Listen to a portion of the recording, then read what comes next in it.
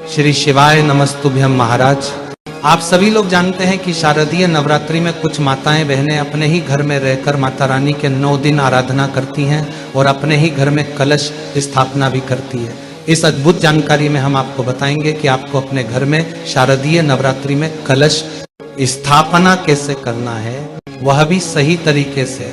देखिए महाराज, इस बार शारदीय नवरात्रि 22 सितंबर 2025 से शुरू हो रही है और 1 अक्टूबर 2025 के दिन तक चलने वाली है। आप सभी को कलश स्थापना 22 सितंबर 2025 सोमवार के दिन ही करना है और इस दिन कलश स्थापना का शुभ मुहूर्त सुबह 6:09 से सुबह 8:06 के बीच का रहेगा। कलश स्थापना करने के लिए सबसे पहले आप अपने ही घर में एक चौकी लगा लें, उसके ऊपर लाल कपड़ा बिछा लें और कोई माता रानी की फोटो या चौकर विराजमान कर लें। माता रानी के सीधे हाथ की तरफ आपको कलश स्थापना करनी है। कलश स्थापना के लिए सबसे पहले आपको चावल से अष्टदल कमल बनाना होता है। यदि अष्टदल कमल बनाना ना आता हो तो आप चावल की ढेरी लगाकर उसके ऊपर कलश को स्थापित कर सकते हैं।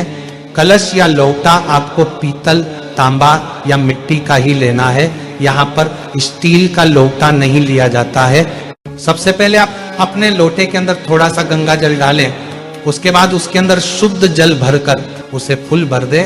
अब आप इस कलश को सबसे पहले कलावा बांधे और इसके ऊपर एक स्वास्तिक भी बना दें और इस लोटे के अंदर अब आप रोली डालें, एक हल्दी की गांठ डालें, एक दूर्वा डालें और आम के 9 पत्ते लेकर कलश के ऊपर सजा दें। अब आपके पास अगर कुसा है तो वो भी कलश के अंदर डालें या 2 चावल के दाने आप इसकी जगह पर डाल सकते हैं। इसके बाद एक सुपारी भी डालें और पंचरत्न भी डालें। ये पंचरत्न आपको पूजन वाली दुकान पर 10 में मिल जाएगा। अभी 1 रुपए का सिक्का भी डाल दें और एक कटोरी लेकर उसमें गेहूं या चावल भरकर उस कटोरी को इस कलश के ऊपर रख दें। साथियों, अब आपको एक नारियल लेना है। जिस नारियल में पानी हो ऐसा नारियल लेकर आपको इसके ऊपर भी कलवा बांधना है या लाल कपड़ा भी बढ़ सकते हैं। अब इस नारियल का मुंह आप देख लीजिए किस तरफ है, उस मुख को आपको अपनी तरफ करके रखना है और यहाँ पर आपको नारियल खड़ा करके नहीं रखना है, लेट कर रखना है और यहाँ पर आपकी कलश की स्थापना हो जाती है। इसके बाद में आप माता रानी के उल्टे हाथ की तरफ दीप प्रज्वलित कर सकते हैं। उसके लिए भी आप चावल का आसान देकर उसके ऊपर दीपक को रख दें और इस तरीके से हमारे दीपक की भी स्थापना हो जाती है।